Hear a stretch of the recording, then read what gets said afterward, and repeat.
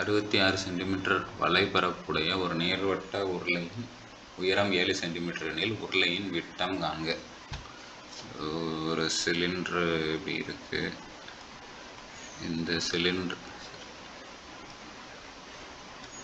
சிலிண்டரோட இந்த surface area வந்து 66 square centimetre. இதோட உயரம் வந்து 7 சென்டிமீட்டர். இப்போ பார்த்தீங்கன்னா 2/RH இதுதான் வந்து ஃபார்முலா சர்ஃபேஸ் ஏரியாவுக்கு. 2/RH இல்லை DH. நமக்கு இது தானே தேவை. 2R ஒரு D. சரியா? இதோட வேல்யூ வந்து 66. இதில் H நமக்கு தெரியும். Hோட வேல்யூ வந்து 7. D நமக்கு தெரியாது.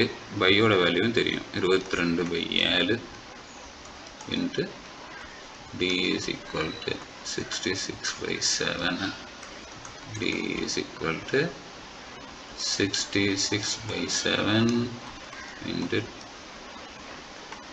7/22. அடிச்சா 3, இது ரெண்டும் காலியாயிடும். D is equal to 3 centimetre. Answer இதுதான்.